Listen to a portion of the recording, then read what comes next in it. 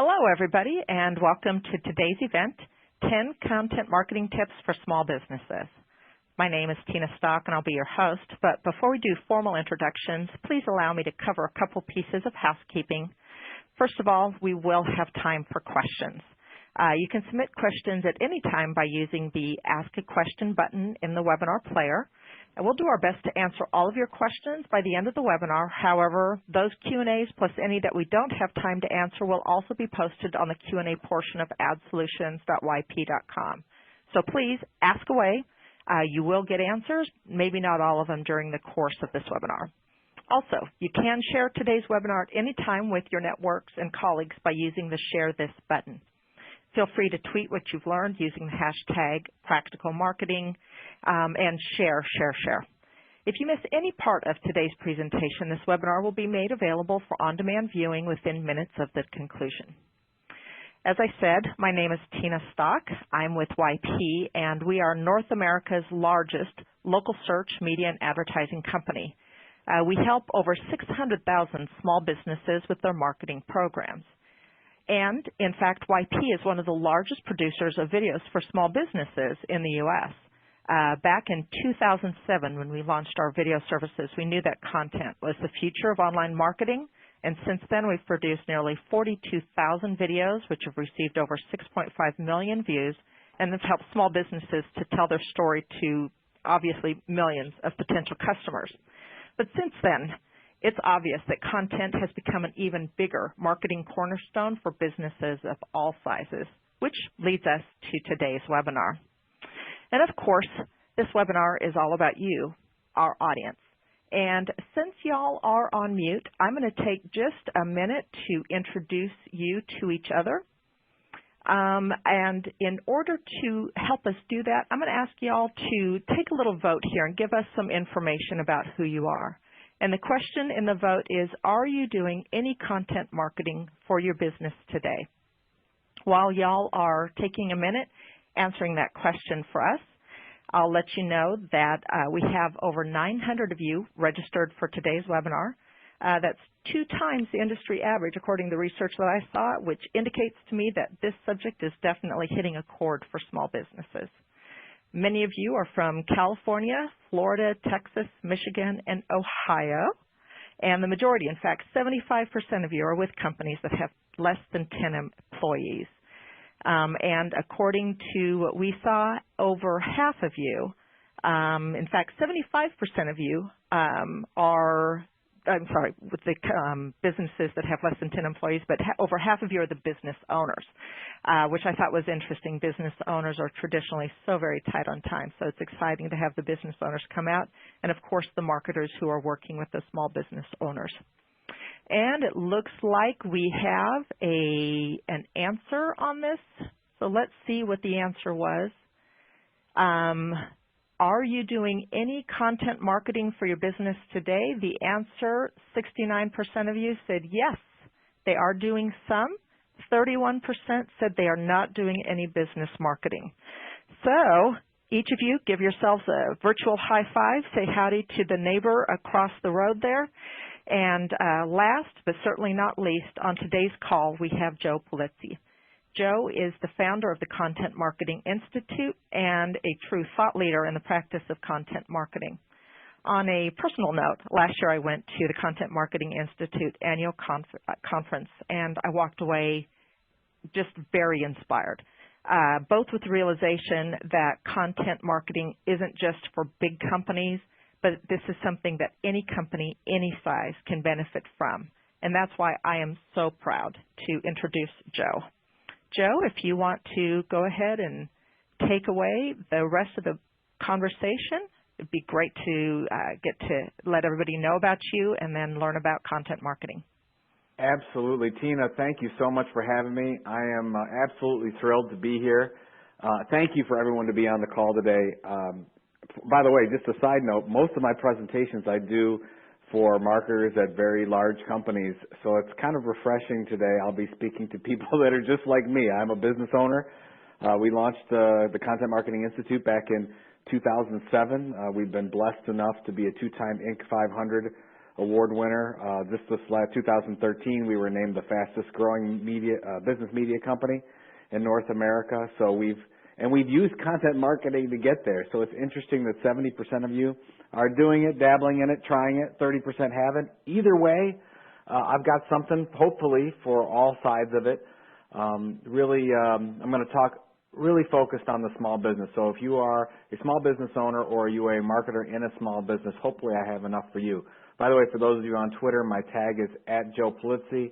And then the last thing just to mention, if you're digging this stuff at all, hopefully I've really made this tactical, really how-to for you to get a lot of information out of today. If you need more information, then go ahead and you can get that at Epic Content Marketing. And that's the new book that I just released last year. All right, so here we go. We're going to talk about 10 content marketing tips that you can put to work right now. My goal is to give you at least one that is going to get you through this and really so you can start to work and use that right away. But I'd like to talk about a little history.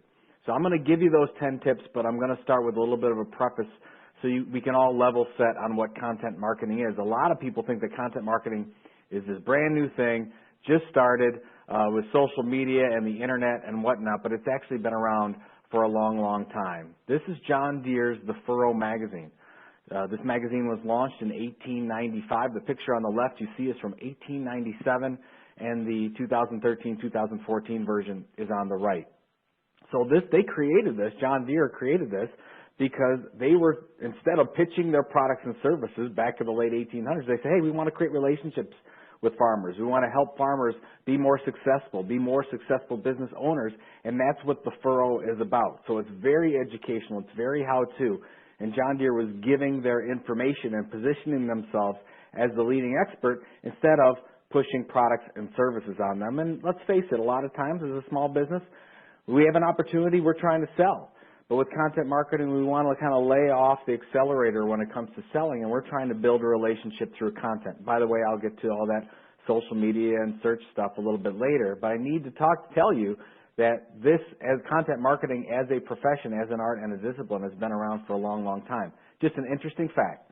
The Furrow, 1.5 million readers, 40 countries, 14 languages, is the largest media product in the farming industry. And that's what I aspire for you to be. So if you think about, hey, look, this content marketing stuff takes time, it's tough, whatever. I mean, John Deere at the time, they were a very small business when they launched this idea of, I'm going to give away amazing information. And now they are the largest media presence in the entire farming industry. So it's just interesting to see how that evolved. Jell-O, just a quick, just some funny stories that talk about the history of content marketing. How do you sell Jell-O? This is back in 1902.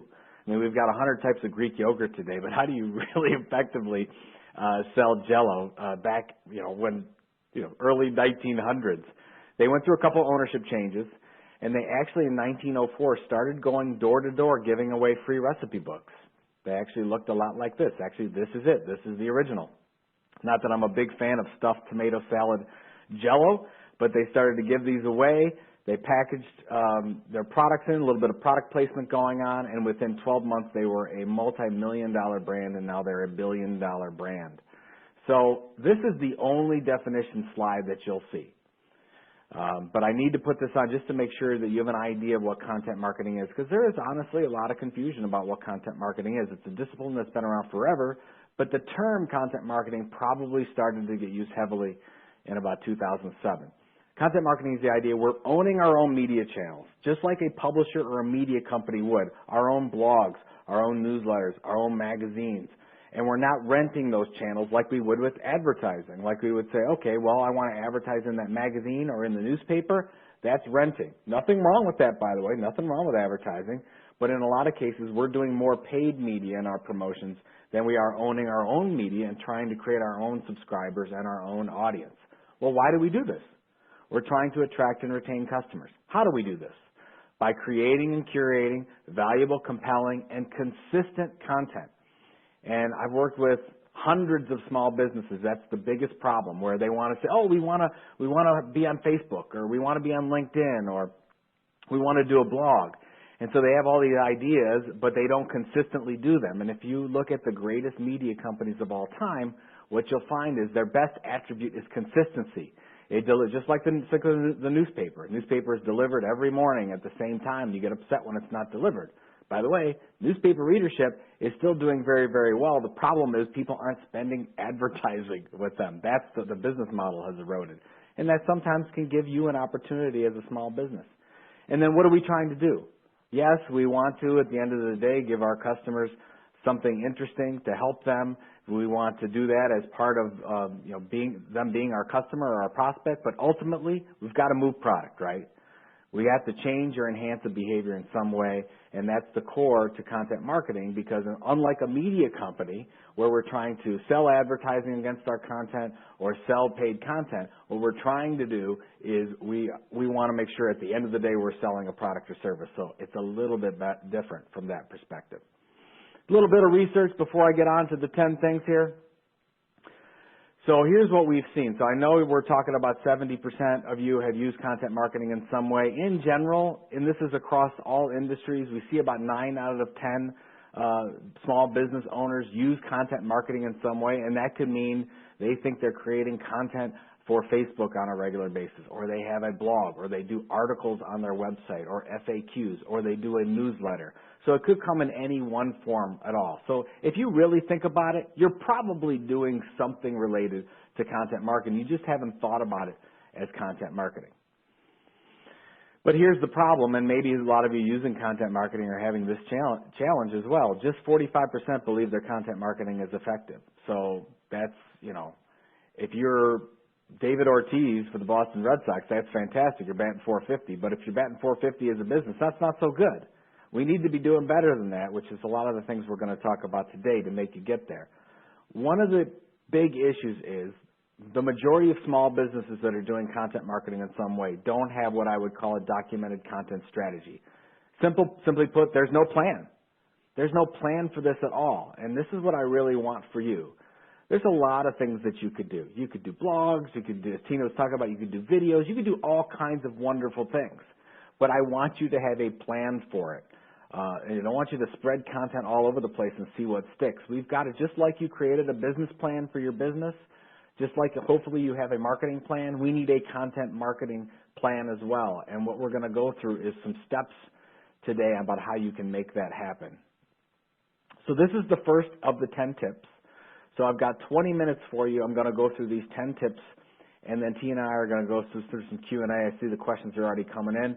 Please, if you have a question anytime, go ahead and ask it because Tina and I are going to make our way through as many as we possibly can. But the first thing is I need you to find your why. I'm going to give you a couple of examples. By the way, most of these examples today are small business examples, but I am going to use a couple large companies just so you can understand where we're coming from. Here's a site called HomemadeSimple.com.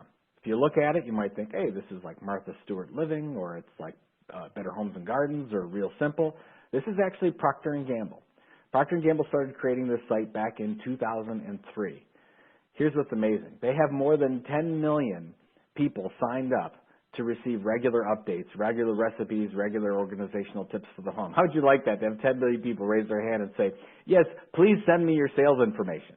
That's what they're really doing. It's sales that's so good you don't realize your customers don't even realize it's sales. It's so impactful. It's so interesting. It's so helpful. But what they started with, and this is what I want you to start with, is what we call a content marketing mission statement. Just like a media company would have an editorial mission statement, you for your content marketing and whoever your customers are, we need to focus on what is the editorial mission for them? What's their why? Why should they care? Because this is sort of the core to content marketing. The core is that you have to realize that your customers don't care about you, your products, or services. And just think about social media. People aren't going to share social media stuff about you, about how you won a customer service award or how you got a widget of the year. They don't care about that. They care about themselves. So we've got to make sure the content we create is about them. It solves their pain points. They have issues that keep them up at night. How do we solve that? So here's what Procter & Gamble did with Homemade Simple. They came out with a content marketing mission statement, and it's enabling women to have more quality time with their families. And this is important because as we think about what kind of content we're going to create, Procter & Gamble says, look, there's no 6-hour recipes on this site. Why is that? Because it doesn't go to the mission. So if you have one of these, and you're thinking, okay, what kind of content are we going to create for our Facebook page, for our blog post, whatever, now you know, right? You know that, oh, okay, well, this is the litmus test. This is if you're going to give it to a freelance writer, if you're going to give it to your marketing person or who's ever creating this content, you know it's got to be about this.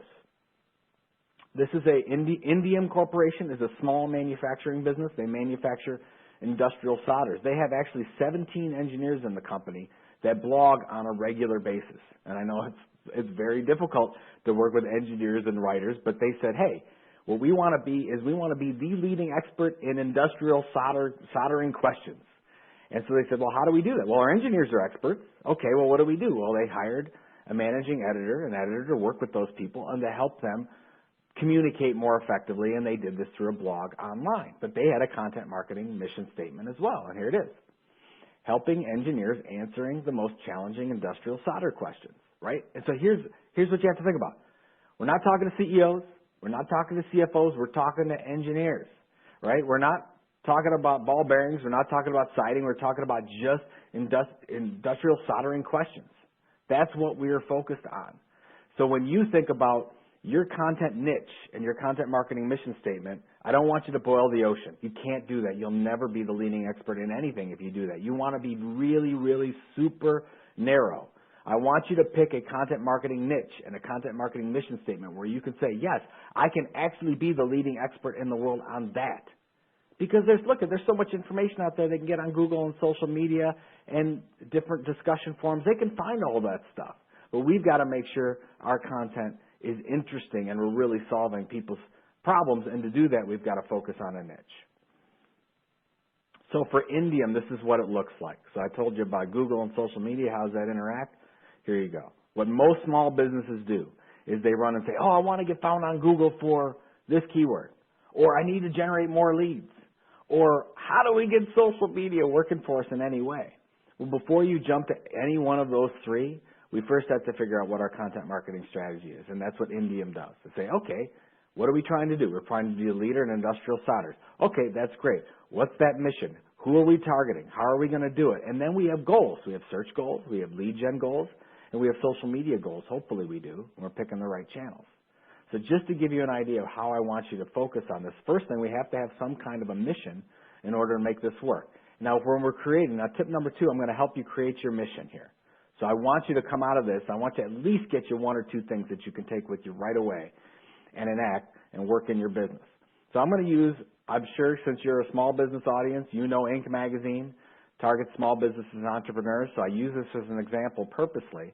So if you go to Inc., they actually have a editorial mission. In your case, it would be a content marketing mission statement, and it's right on their About Us page. It says, welcome to Inc., place where entrepreneurs and business owners can find useful information, advice, insights, resources, and inspiration for running and growing their businesses. There's 3 parts to this that you have to keep in mind for you. One is, what's your core target audience? I'll give you an example. Let's say you're a B2B company. You have 6 to 8 at least buyers, influencers, gatekeepers. That's a different content marketing strategy for each one of those. You're going to talk differently to the CEO than you are the CFO, than you are a plant manager, than you are an administrative assistant. So you have to figure out who are you targeting with your content message. Focus on that. So with Inc., they're targeting entrepreneurs and business owners. They felt that those 2 were close enough to target together. Okay, so focus on who's your core target audience. 2, what are you going to deliver? In Inc.'s case, useful information. Not stuff that's their pitching product. Inc.'s not saying, in their advertisements they're doing it, but in the content they're not saying, you've got to come to our event. You've got to buy our online subscription. You've got to do this. No, they're giving really amazing information that helps them sell more of that other stuff, right? Just like we want you to do. And then number 3 is the most important one, is the outcome.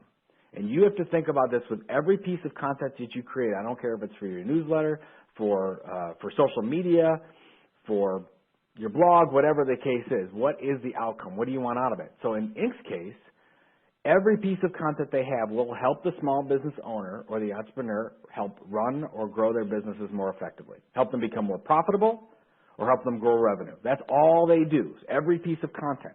For you, what's that for you and your customer? What are you helping them do? Because if you're just focused on trying to sell more stuff, they're not going to care. They don't care about your content. It's not going to work for you. So We've got to focus on stuff that's going to work for the audience first so that we can build a relationship with them and create an audience. And I'll get to building an audience here in a little bit. Really, really important. Okay, so tip number 3, this is low-hanging fruit, folks. So if you're just getting started, this is some of the lowest hanging fruit that I can give you to get started that works, and I'm going to give you an example. It's my good friend Marcus Sheridan, runs a small business, CEO of River Pools and Spas in Warsaw, Virginia. Now, back in 2007, if you remember how bad the economy was, I mean, Marcus installs fiberglass pools. You remember 2007, 2008? Not a lot of people wanting to install fiberglass pools, right? Marcus was actually in trouble because he had a lot of people put down deposits, and they said, I want my deposit back. So Marcus was in trouble because they pulled the money back. He was having trouble making payroll.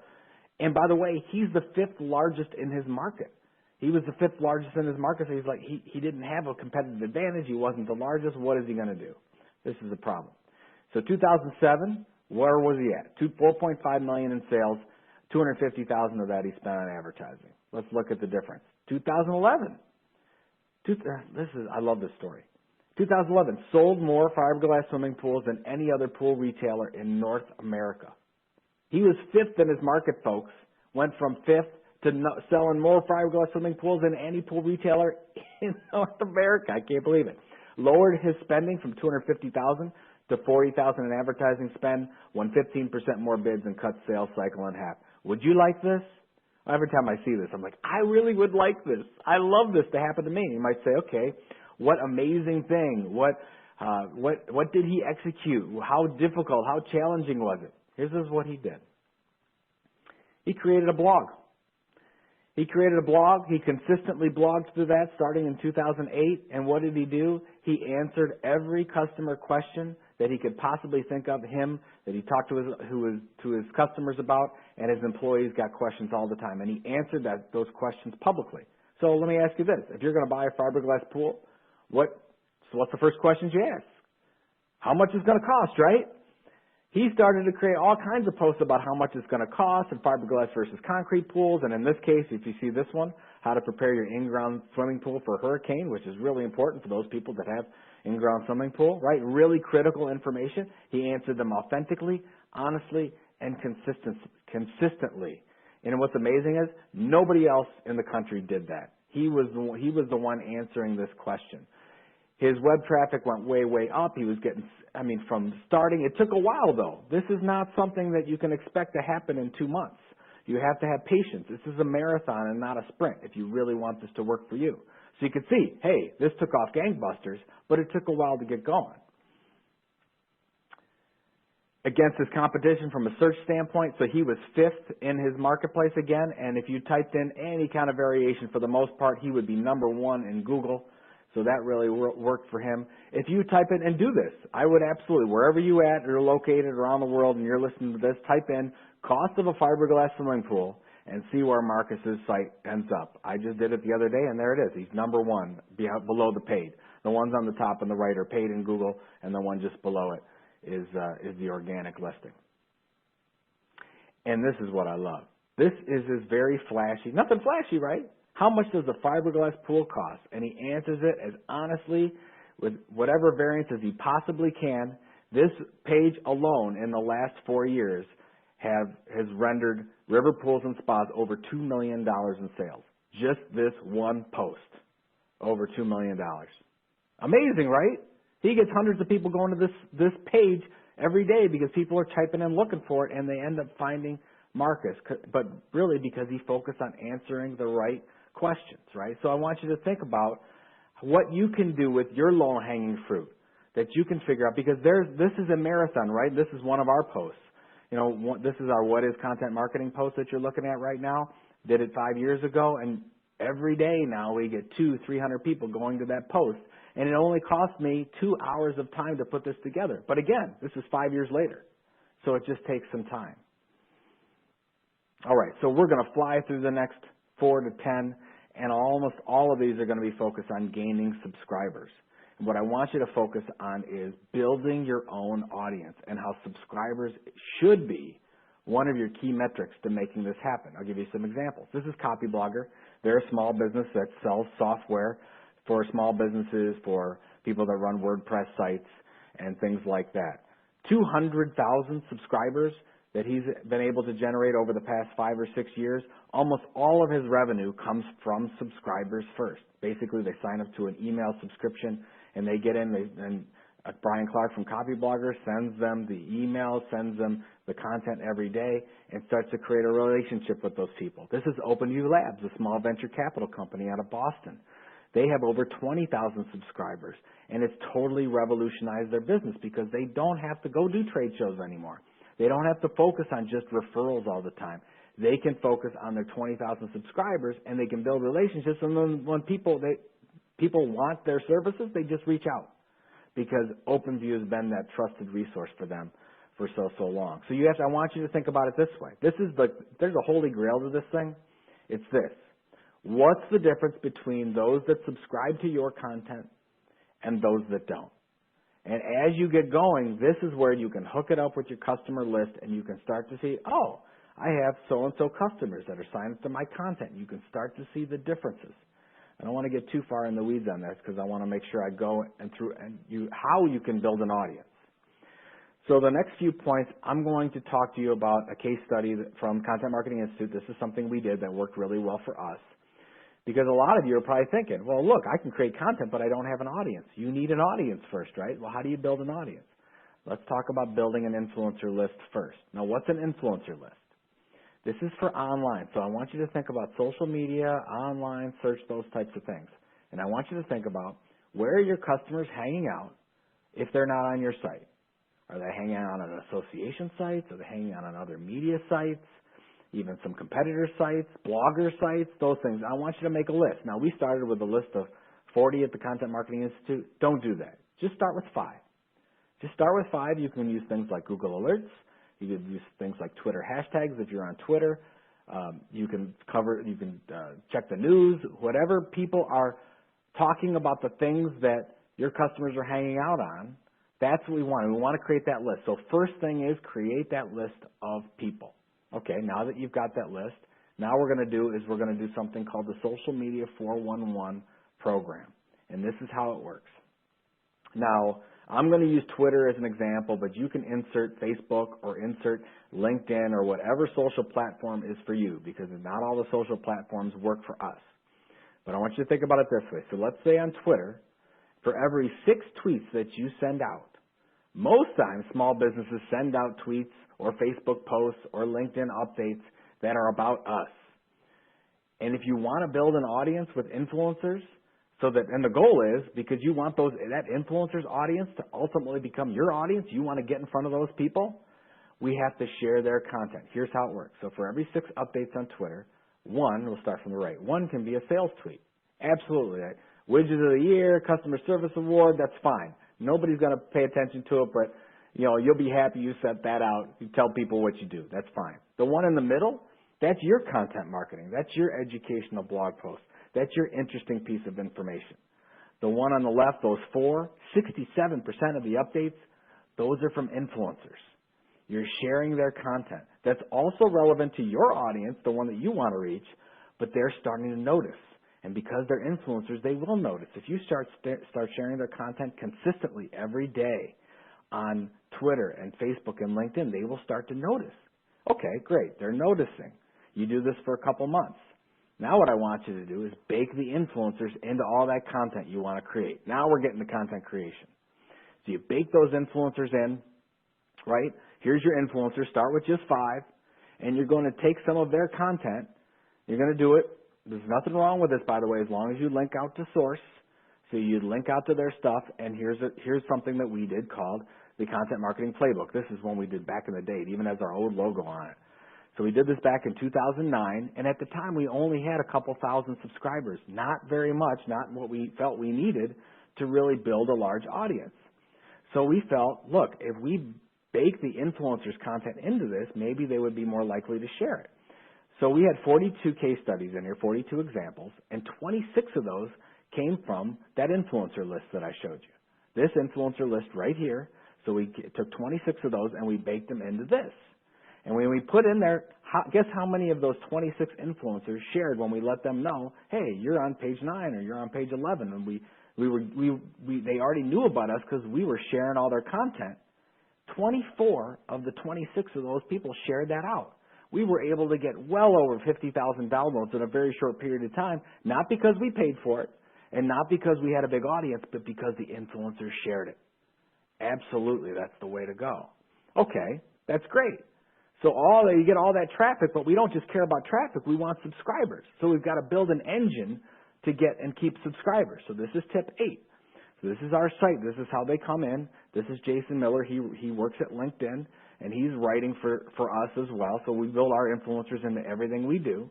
But as they come into our site, we want to make sure that, hey, this is your content site. You're not going to sell all your products and services here. What we want is, we want to get them to subscribe. And we have social proof right there. We said, hey, join over 70,000 of your peers. Right here, sign up. We'll give you a free white paper on XYZ.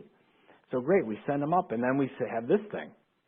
A lot of people don't like popovers. I'm sure you hate popovers. I'm not a big fan of popovers either. But what I know as a business owner standpoint, over 50% of our daily subscribers, they register through this popover form. So we get new people that come to I say, hey, you got to this piece of content? I would like to send you more of this content. Would you please sign up? And these end up being some of our best subscribers and end up buying some of the stuff that we actually have to offer for sale. So now we're getting subscribers to come in. And here's you business owners on this call, this will make all the difference for you. That we were able to come to this in about 18 to 24 months to understand what it was doing for our business. Now we know that 80% of our revenue comes from subscribers that have been subscribed for at least 6 months. This is a game changer for us folks, because now as a business owner, I understand the value of a subscriber. I understand, oh my gosh, if I can get more of these types of people, I can sell them more stuff because I started seeing a pattern. And this is why it's so important to build your content ship on owned land versus rented land. It's all about a subscriber. Nothing wrong with doing YouTube videos, and nothing wrong with guest posting, and nothing wrong with posting on Facebook and Twitter. But all those Twitter followers and Facebook fans and LinkedIn followers and fans that you have and connections, you don't own any of those. Facebook, Twitter, and LinkedIn owns those. But what can you own? Your own content on your own site, and then your own subscribers. You do own that, and that as a business owner, I really, really like. 2 more that I'm going to share real quick, and then we're going to get to Q&A. Another great subscriber generator, if you're not familiar with SlideShare. SlideShare is if you're not using it, SlideShare is a YouTube for PowerPoints. It's owned by LinkedIn. They have about 65 million people a month going to the site. And that's where, if you think about a PowerPoint presentation, we upload all our PowerPoint presentations to SlideShare. And with a SlideShare Pro subscription, costs about $16 a month, you can put your presentation up here, and then you can actually drive subscribers through a pop-up form like the one you see here, or when they go to download, let's say they want to download the PDF or the PowerPoint for themselves, you just say, hey, we'd love to give it to you, but I'd like to get more information on you, just like you're driving a lead. This is our second best generator when it comes to subscribers. So first is that popover form. By the way, we use Pippity, P-I-P-P-I-T-Y, and that integrates with WordPress, our content management system. And then this is SlideShare. It's our second best one. So if you think about, we want an audience, so I build an audience. That's what we're trying to do. And this is the last one. So this is really important because I want you to think about why you're doing this and your objectives, and get your objectives in order. And as a business owner, as a marketer, you can think of all of the great things. You could do lots of stuff with content. You could do lots of fun stuff. You could do lots of stuff that wastes your time. There's only 3 reasons to do content marketing: sales, savings, or sunshine. Sales, is it driving sales? Savings, is it saving me money? Sunshine, is it creating happier customers? That's all I care about. So when you think about your objective, if you think about, okay, I want to get more fans on Facebook, great. That better lead to sales, cost savings, or customer retention. Those are all the things I care about. You've got to connect the dots on those, because if you don't, you're doing yourself a disservice. That's what we really want to make sure we happen. And here's the last thing, is the last to-do. It's like a big to-do for you. So you're creating lots of content. You're probably experimenting with lots of social media channels. There's Pinterest, there's Vine, there's Snapchat, oh my gosh, all kinds of things. What I want you to do is all the things that you're creating content for, including your website, including newsletters, including anything else that you do, I want you to list that on one side of a paper. Put slides, Facebook and Twitter and my website and blog and newsletter and all that, and list it down the left. And at the top, I want you to put a big why. And I want you to know and list why you are using each channel. Because if you don't, that's a problem. We've got to make sure we understand why we are in each channel and what we're using it for. Because if we don't know why, maybe we shouldn't be there. By the way, maybe you shouldn't be on Facebook. Maybe you shouldn't be on Pinterest. Maybe you shouldn't be on YouTube. But maybe you should. So it depends on what that why is. So I want to get the cute questions and answers, but here's the big 10 that we went through. Find your why, right? Create that content marketing mission statement. Low-hanging fruit, publicly answer your customers' questions. And really, I want you to focus on subscribers as a key metric. I think that's really important, especially for small businesses. I really think there's a David versus Goliath opportunity here for you. How do you build an audience? Build that influencer list first. Then use social media 401 so you can get those influencers' attention. Then start baking the influencers into your content. And they'll hopefully start sharing that content. And then you can start to get those subscribers through your site. You can also do that through SlideShare. And then when you focus on marketing objectives, make sure you create that why for each channel as you go. And Tina, I think I got through in 32 minutes or so. So maybe we have enough time for, I see a lot of questions coming in. So let's get to as many of these questions as we can.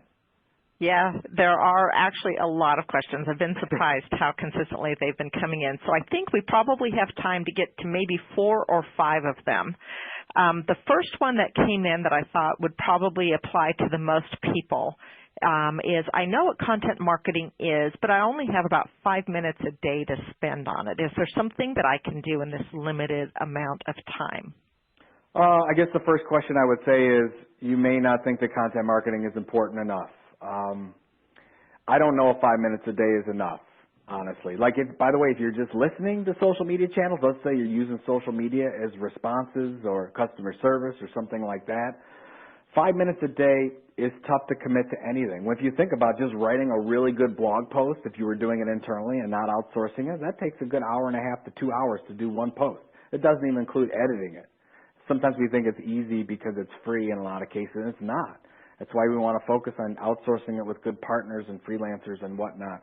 So I guess what I would say is, if you're only thinking about 5 minutes, I would really look at what you're trying to do. Don't try to do a lot of things. Focus on being great at one thing. So less is more in whoever asked this question, less is more. Find the one thing that you can really do great. Maybe that's a great blog. Maybe it's a great e-newsletter. Maybe it's a webinar series. Maybe it's an in-person event series. Focus on some customer challenge that you can do really, really well, and maybe don't do anything else. Because you don't have to be everywhere, but you have, whatever you do, you want it to be really well and make sure it's focused on your marketing objectives. So that would be my advice in that case. Awesome. Second question is, how do I know if my content marketing stuff is even working? And first of all, I got to admit, I love the fact that it's content marketing stuff. Sometimes it just seems like it's so much, but I think the primary question is just, how do you measure what's happening with content marketing? Great question. It's a great question. So first of all, you have to have the right timetable. You probably need to look out at least 6 months for this to happen. And we just went through it, Tina. I mean, my take is, for a small business, your biggest metric should be signing up some kind of subscriber. So that would mean whatever your content program you're creating, could be videos, could be blog posts, whatever, it probably needs to happen in conjunction with some kind of an email newsletter so that you can sign up people to get whatever you have to offer from a content standpoint. So then once you do that, then you can see subscribers that are signing up. Okay, well then let's say in 12 months, you have 1,000 people subscribed to your e-newsletter. Well, what can you do then? Then you can start looking at that subscriber list against your customer list and say, okay, did somebody sign up because they were on the list? Or what do my customers that are on the e-newsletter, how do they behave different than those that don't? And you can actually start doing some, not pretty fancy stuff, but it's pretty, spreadsheet stuff that you can look at between your subscribers and your non-subscribers. Yes, there's things like there's indicators like web traffic, things like sharing, so a lot of people start sharing your stuff. There's indicators like getting found in search engines. Those are all really good indicators, but at the end of the day, how can you show sales, savings, or happier customers? I think it comes down to subscribers. So I would start looking at, do you have something that you can get people signed up for that you can have a continuous dialogue with and actually show that it's doing something for the business? And we'll take a third question. And again, I'm trying to keep my eye on time here, but the other question that I think would apply to a lot of people here is, can content marketing help my local business? Basically, they serve a group of people within like a 20, 25-mile radius of their business, and they're wondering if content marketing is useful for them. I think I asked the questions. I guess there's probably, if I've found, and I've done over 200 content marketing strategies, there's always something. So what is that? What is that thing that you can really give to that 20-mile radius of people that makes all the difference in the world? So let's say that you're going to do a blog that's just focused on those people. So I'll give you an example, Tina. So let's say that you're in the pet supplies business, and you really said, hey, there's an opportunity to just focus on local stuff to this local region. Well, you're not just going to blog or create a newsletter about pet supplies. You're going to say, okay, we're going to focus on pet supplies, but for those people in northwestern, northwestern Florida that like to travel with their pets in RVs. You see how specific we got there? Like, that is super specific on a very specific group of people. And the more specific and relevant you get, the opportunity you have. So whoever asked the question, if you just focus on those people within a 20-mile radius and focus on things that talk about their city, their state, what the challenges that they're going through personally, you have an advantage over any other bigger company trying to target those people. So I guess I would just get so niched to those focus. So it might be a blog, it might be a newsletter, it might be, because they're only in a 20-mile radius, it might be a nice little monthly customer get-together or quarterly customer get-together about some key issue. You could have it at the library. You know, it could do any of those things. It could do just a newsletter. It could be printed because there's a lot less print going on today. So think about those types of things. But the number one thing is focus on how your audience is so different, what their pain points are, and the more specific you can get, the better. That is awesome. And that does lead us to, I think, the last couple minutes of our webinar here. We had over 20 questions come in, which for our audience is great. We're going to take the time, document all these questions, make sure we get answers. We're going to post everything at adsolutions.yp.com. So again, if your question was not answered, do not worry. We are going to get answers for you, and we'll put them out there so that you and everybody else in the audience can benefit from the answers. If you joined today's webinar, please feel free to go to adsolutions.yp.com and download the worksheet, some tips that can get you started on this immediately. And then also recommend that you take a few minutes and sign up for one of the first webinars that we did last year. It's called The Heart of Practical Marketing, and it walks you through some questions that you can ask yourself to kind of get a better understanding of who your audience is. And I think that's the one point that Joe was bringing out was, if you want to really do great content marketing, just take a few minutes to figure out who are the people you're talking to and what are things that you can share with them that's going to make a difference in their life. And sometimes that's the hardest thing to do, but it's also the most rewarding thing, is literally just figure out who are those people that you're serving. We have a worksheet on the website. We have a webinar that literally walks you through the steps of defining your ideal customer, defining your target market, and that can work very well with this webinar that we just had with Joe. Next month, we do have a webinar on April 17th called Increasing Local Brand Awareness. We have a couple of great speakers, Kara Jacobson and Rebecca Welch, that are going to be our visitors. Again, ask that you come, register, sign up, show up, get some learnings, and grow your business. That is all the time that we have today. Joe, again, thank you so much. Every time I listen to you, I walk away with notes for myself. So thank you for your investment in our business and all the small businesses on the webinar. Wonderful. Have a great day. Thanks for having me. You got it. Thank you. Talk to y'all later. Bye-bye.